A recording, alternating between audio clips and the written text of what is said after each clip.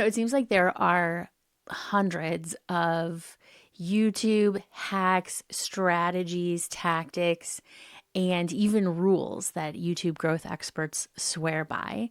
And yet, YouTube themselves, when YouTube talks about what works on YouTube to grow your channel, it's like such vague advice. It's really hard to figure out what does that even mean. And a lot of the strategies and tactics that the multitude of YouTube growth gurus out there talk about contradict each other. So how do you even know what's real and what's not when it comes to best practices on YouTube? We're going to get into that today here in episode 73 of Video Brand Infusion. If you're new here, my name is Meredith, and I'm here to help you infuse the best video marketing strategies into your business so that you can become a binge-worthy video brand.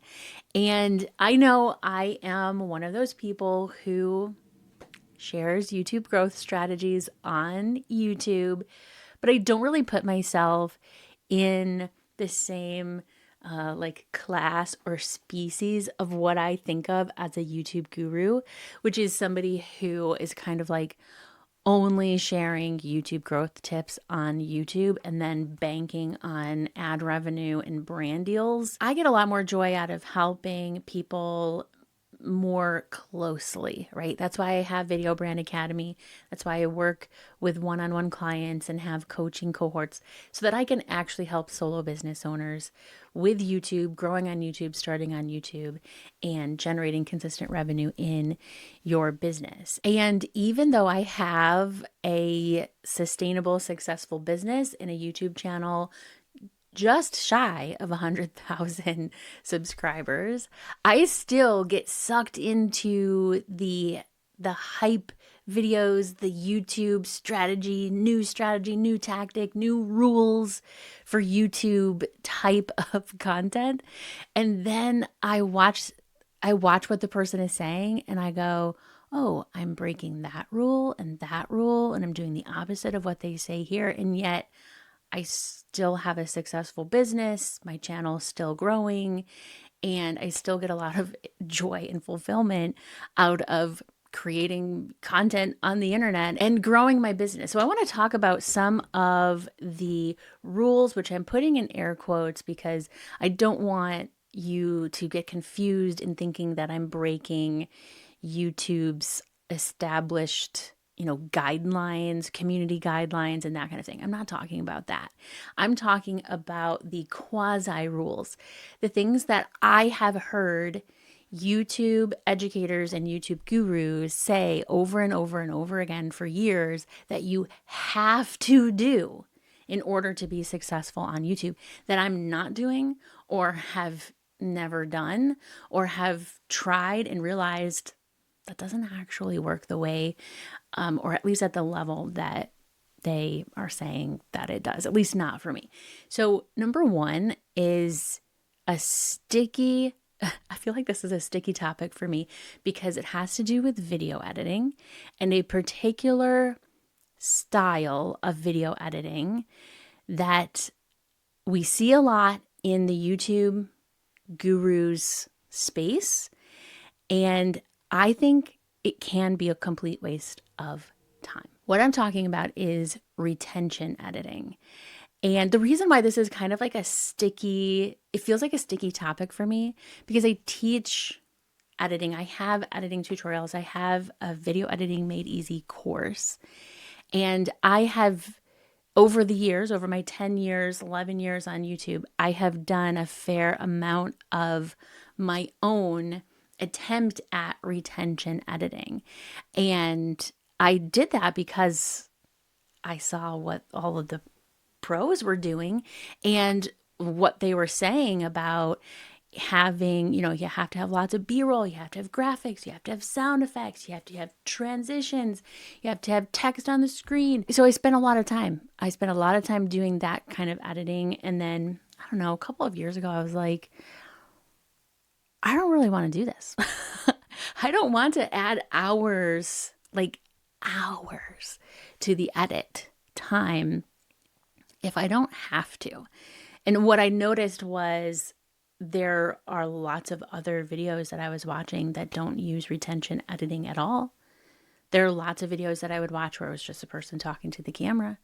And yes, there's editing. They're editing out mistakes, or, maybe they're showing something on screen because they're talking about something and it makes sense to show it on screen to communicate what they're trying to communicate.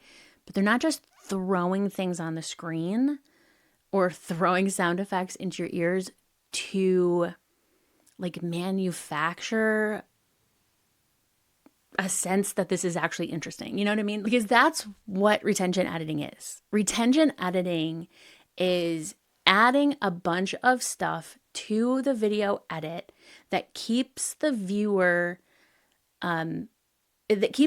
attention so that you have longer retention on your videos. And I know why people do this. It makes sense. You want people to keep watching your videos as long as possible. That sends all kinds of green flags and positive signals to the algorithm. And I'm not disputing that. That for sure that's a cold hard fact about YouTube. You want people watching as long as possible. In my opinion, though, and this is my opinion and my perspective, I don't want to coax you into watching more of my content through editing. Now, I'm a big fan of, certain kind of scripting techniques that help keep people watching. I'm a big fan of having a specific kind of flow of a video that keep people watching because that's good communication. And I think there's a difference between having good, clear, kind of thoughtfully planned out communication and manufacturing interest and attention and intrigue where there really isn't any, and you're just kind of adding it in later. So I'm not anti B-roll or sound effects or graphics or anything like that. For me, when I looked at the amount of time and effort that was going into this like retention style editing, I could see in my analytics that it wasn't necessarily paying off, at least not consistently. And then when I started the video podcast on my channel, so I have my video podcast, which is me just talking to the camera. And I also have my how-to and tutorial style videos, which naturally have stuff on the screen because I'm showing you how to do something on the screen. But when I started doing just the talking head podcast type videos, and I was keeping people watching longer because the videos themselves were longer and there's no retention editing, that's when it became super clear to me that retention editing is not for me. It's not something that I want to spend my time on. I would rather invest my time into being a better communicator than being a better editor. Because being a better editor and spending more time editing is going to earn you spending more time editing, versus being a better communicator is going to apply to so many other areas of your business.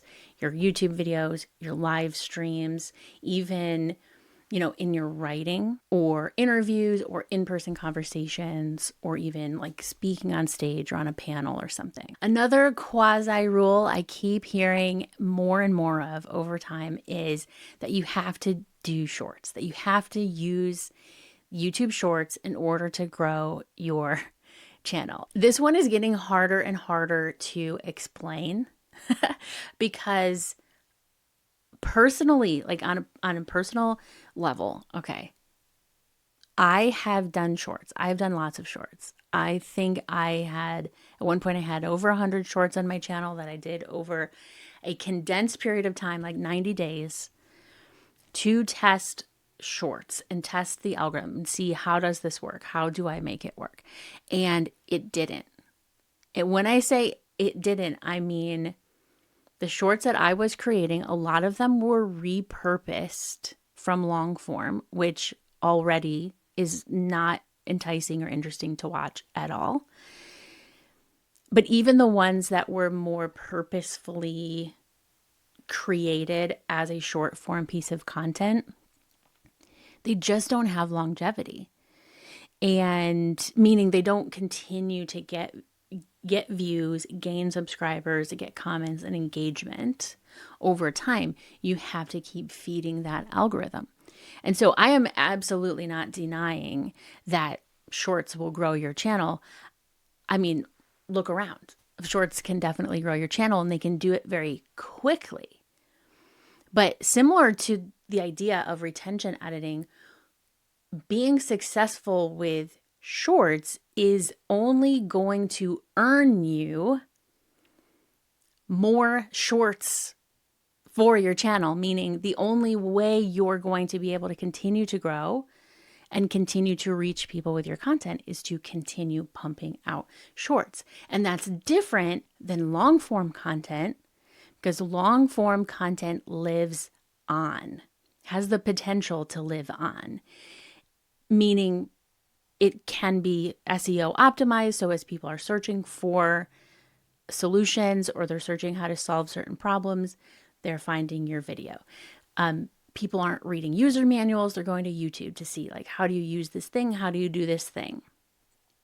Even for software and things, I go to YouTube to figure out how to make something happen way before I go to that software's knowledge base, because I don't want to have to search for the answer in the knowledge base. I want someone to show me how to do it. Plus, again, like I already mentioned, watch time, keeping people watching your videos longer, sends all kinds of positive signals and green flags to the algorithm. YouTube wants watch time. YouTube wants people to watch videos as long as possible. So when you invest your time and energy into videos that keep people watching as long as possible, it makes sense that your channel is going to grow. It's going to grow steadily. It's going to grow consistently if you're consistently building that library of binge-worthy long-form videos, versus having to pump out a daily piece of content, a daily short, in order to keep feeding the feed and feeding the algorithm. You know, you have to create, just think about this. How many short form videos do you have to create to generate the same amount of possible watch time as even like a 5-minute video? If you have 5 1-minute shorts versus a 5-minute video, you would rather do 5 1-minute shorts that get posted and then die versus a 5-minute video that gets posted and then people are finding it for weeks, months, and years down the road. Like, think about the time that you put into creating that content. And short form content is not where I want to spend my time and energy in terms of content creation for my business. Like, it doesn't feel like the best investment of my time and energy for the business. So if you're using shorts and publishing shorts content on your channel and your channel's growing and you're finding success in that and you're generating revenue in your business from that, wonderful. That's great. I love to hear that. But it's not a rule. It's not a given strategy tactic that you have to do shorts in order to grow on YouTube or in order to grow your business and generate revenue on YouTube. Now, a couple of weeks ago, I was listening to somebody talk about how he grew his channel pretty quickly, like 500,000 subscribers, with long form content, a little bit of shorts, but mostly long form content is driving that growth, by the way. But one of the things that he said was never miss a week of uploading, never miss an upload. The algorithm will punish you if you miss a week. Now, this got my feathers a little bit ruffled, because the algorithm doesn't punish you. The algorithm is not a person with feelings who has behaviors and actions that punish you. The algorithm is your audience. And if you have a niche where there are other people on YouTube publishing videos around some of the same topics, which is everybody. Like nobody is an island. There are no niche islands on YouTube, right? Every topic, every niche, every industry has people talking about it all, at all times, right? Now, if you take a week off or 2 weeks off, you come back, you publish a video and it doesn't get very high views, there could be a handful of reasons why. It could be a topic no one's interested in watching. It might have gotten in front of people and they didn't click play. They didn't want to watch it. That's not the algorithm punishing you. That's your audience saying, this one's really not popping for me. I'm going to keep scrolling and watch something else. There have been times where I have missed a week or two of uploading. I come back and my video performs just the same as ever, as if I hadn't missed a week. And I've had times where I've been extremely consistent and then I publish a video and it just bombs. Nobody watches it. It just goes nowhere. I think if you approach YouTube like you're building a library of binge-worthy videos, not feeding a feed, and not just staying consistent for consistency's sake, then it doesn't matter if you miss an upload or you upload a different day than normal or you take a little break. Like you don't owe the algorithm anything. The algorithm's going to do what the algorithm does, which is get your content in front of the people that it thinks are going to be the most likely to hit play, watch the video, enjoy the video, and watch the whole thing. And if you miss a week or two of uploading, it's more likely that the algorithm is just either trying to find the right people to get in front of that video, or it is getting it in front of the right people and they're just not interested. That actually makes more sense than saying the algorithm is punishing you. Now, a fun fact I often hear about YouTube is that you have to publish in 4K. And it's so weird to me that sometimes that is the thing that people focus on as like, that's the thing that's gonna make you win on YouTube, is like high quality 4K videos. And I don't think that's true. I mean, it's not true for me. I'll say it like that. I've been publishing my videos at 1080 for a long time. I haven't had anybody complain. I haven't had anybody leave a comment that said, I've been wanting to watch your videos, but I pulled them up on my TV and they're not in 4K and I just can't do it. Now, it probably depends a little bit on the type of content that you create, but there is definitely a myth that is being kind of spread around as a YouTube rule. That is, you have to have this high production value, 4K videos, multiple camera angles in order to be successful on YouTube. And you just don't have to have all of that. You can use your phone in 1080. You can use your webcam in 1080. I mean, you can publish in 4K if you want, if it doesn't hinder you or slow down your editing or your processing time or, things like that. I don't want to add extra time to my editing, my exporting, and my uploading to have 4K videos. And my YouTubicle that I have set up in my basement studio, I'm putting these all in air quotes because this is just a spare bedroom in my house. There's no bed in here. It's just me and my desk, my lights, my camera. But this isn't a studio. This is not a professional studio. I'm not using professional cameras. I use a Canon R50V, which is like a prosumer level camera. I've never used like a full frame professional camera ever in my life. I do have a very expensive microphone because I went down an expensive microphone rabbit hole a couple years ago. I could do this with a $100 microphone from Amazon. In fact, I did that on YouTube for years and years. Audio-Technica ATR 2100X. It's less than $100 and it plugs in. You don't have to have a soundboard or mixer or anything. It just plugs into your computer. And a couple of years ago, I had a client who wanted my help kind of getting started on YouTube, and he had bought lights, cameras, microphones, a mixer. He spent like $5,000 on all of this equipment and then realized he didn't know how to set it up. He had to hire somebody locally to come help him set it up. And then he realized in order to create a video, he had to know how to use the equipment. He had to know what to turn on, where the knobs are, where the buttons are, which software is he using to like control the lights and all of that. He created so many hurdles for himself to just create the videos that he never could like get it going and stay consistent with it, even though he spent thousands of dollars on, all of the gear, all of the high production value. And like, let's be honest, high production value isn't about gear, it's about the execution of it. It's about how you use it. And for me and my business, I've been consistently generating six figures in my business with just a basic YouTubicle in my basement.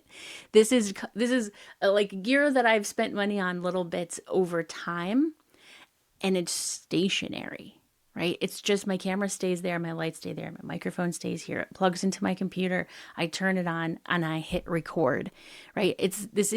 I would not consider this to be high production value. Look, I even forgot to turn my light strip on behind me, so I don't even have my background lights on.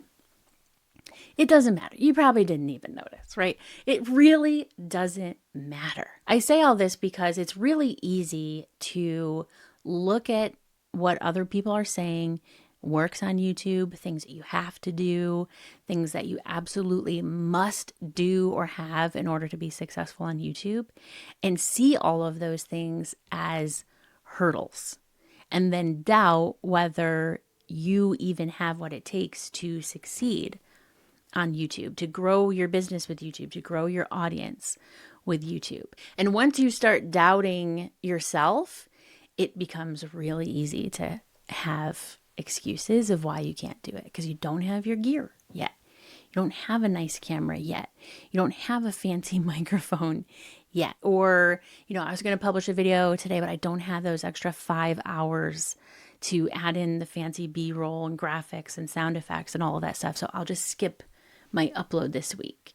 And then, I can't skip my upload this week because somebody said the algorithm is going to punish you if you miss an upload. So I guess I'll just make shorts instead, because at least I have something published. And then you spend this time and energy on shorts, and that doesn't even pay off for you because they get 200 views and then that's it. I think if we're being totally honest, instead of trying to follow all of the rules, the tips, the tactics, and the hacks to try and do it all right and do it the way that the gurus are saying, even though the gurus contradict each other and contradict what YouTube themselves is saying, why not create rules for yourself that actually eliminate the obstacles, eliminate the doubts? I'm going to give you 5 rules that will actually empower you to be consistent, grow your channel, and grow your business with YouTube. Simple videos on specific topics around a single niche. That's 3. Publish 1 long form video a week. That's rule number 4. And then every 90 days, look at your analytics to figure out what's working well, what's not working well, so that you know how to figure out what to change, tweak, or fix moving forward. The answer to how you grow your channel on YouTube is inside of your YouTube analytics. And you can only have metrics and data to look at in your analytics if you are actually posting videos. So eliminate all the extra time that it takes you to be perfect and fancy and all this stuff that takes time unless you love doing it. Because what your analytics tells you is what's blocking views, what's blocking people from finding you, what's blocking people from hitting play, what's blocking people from watching more of your video once they do hit play. There's really only a handful of metrics in your analytics that you need to look at to figure out what is blocking more views, more subscribers, what is blocking people from finding your videos. What is blocking people from hitting play? What is blocking people from watching more of your video once they do hit play? What is blocking people from hitting subscribe? What is blocking people from downloading your freebie, joining your list, or, buying your course or program. Success on YouTube is about removing the blocks, not following some rules that the YouTube gurus say that you have to do. It's always going to come down to what's happening inside of your channel. And that's one of the reasons why we do an analytics accelerator deep dive call inside of Video Brand Academy. That's where we pull up your analytics, take a look, and figure out where those blocks are so you know what to tweak. Is it thumbnails? Is it titles? Is it something else? The numbers don't lie. I mean, we could interpret numbers in different ways, but the numbers don't lie. And if you want to learn more about what is actually working on YouTube, especially if you're a solo online business owner who wants to use YouTube for organic audience growth, so you don't have to spend on ads, you don't have to do live webinars, you can show up as yourself, create great content, cultivate a community, and have fun doing it, I have a link below for Video Brand Academy. I may have a $1 trial going on, but I'd love to see you in our next live meetup. So hit the link below and I'll see you there.